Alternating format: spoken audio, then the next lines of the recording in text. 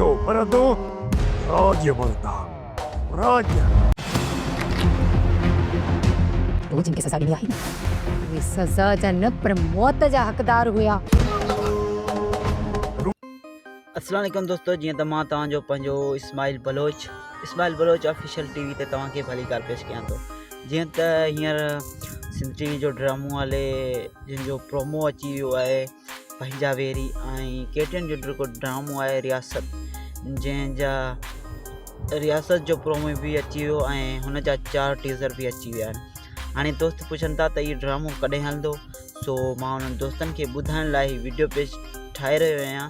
सो इन खे पूरो ॾिसिजो ऐं लाइक कमेंट शेयर ज़रूरु कजो पंहिंजे दोस्तनि में। सो हलूं था पंहिंजे मेन टॉपिक जे तरफ़। जीअं त जेको ड्रामो आहे रियासत, जेको केटियन जो ड्रामो आहे, जंहिंमें ज़हर ज़िंदगी जा आर्टिस्ट कमु करे रहिया आहिनि।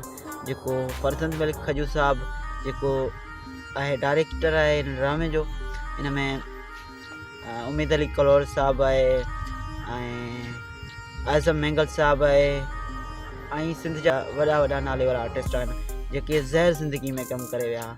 सो ऐं असद खान कुरैशी ऐं अहमद अली शेख उर्फ़ कमाल खान इहे न आहिनि, बाक़ी जेको ॿिया आर्टिस्ट आहिनि सो इन में आहिनि।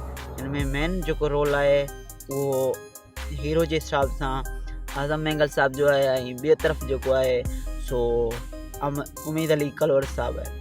सो इहो जेको ड्रामो आहे इहो नए साल में 2026 में ऑनर थींदो केटियन ते। बाक़ी घणा ॾींहं हलंदो सो मुकमल न आहे मूं वटि, बाक़ी तव्हांखे ॿुधाईंदासीं। इन जी जेका बि अपडेट आई सो तव्हांखे हिन चैनल ते इस्माइल बलोच ऑफिशियल टीवी ते तव्हांखे उहा ॼाण मिलंदी। ऐं जेको ॿियो ड्रामो आहे पंहिंजा वेरी, जंहिंमें इरफान शेख वॾेरो आहे जेको तकरार ड्रामे में मीर जो किरदारु करे चुको, जेको फेमस भी थी वियो किरदार में। ऐं ॿियो जेको आहे लाला रफ़ीक ज़ौर साहब जेको हिन ड्रामे में इंशाल्लाह ईंदो, उनजी उमेद जाम आहिनि, थी सघे थो इनजी एंट्री कनि। बाक़ी सिजावल ख़ान जेको हाजिम प्रेमी साहब आहे उहो भी हिन ड्रामे में करेक्टर करे पियो। तो ऐं ॿियो जेको हिन मेन आहे उहो अज़ीज़ कमरानी आहे, एस भट्टी साहब आहे ऐं सतार नुआणी आहे, चौधरी अली असगर थईम उहो डायरेक्टर आहिनि जो। इंशाल्लाह हीउ ड्रामो तकरार खां भी बेस्ट साबित थींदो ऐं इन जी जेका स्टोरी लाइन आहे तमामु बहितरीनु आहे ऐं तमामु दोस्तनि खे इंशाल्लाह पसंदि ईंदी। सो इन ड्रामनि जे बाबति सो इहो ड्रामा तव्हांखे 2026 जे स्टार्टिंग में मिलंदा। बाक़ी जेको सिंध टीवी ते फ़िलहाल त ड्रामो ऑनर न आहे, जेको इहो पंहिंजा वेरी आहे इहो 5 ॾींहं हलंदो सिंध टीवी ते। ऐं इन खां पोइ वरी ॿिया ड्रामा नवां भी अचण वारा आहिनि, उन्हनि जे बाबति तव्हांखे भी ॼाण मुकमल ॾींदासीं।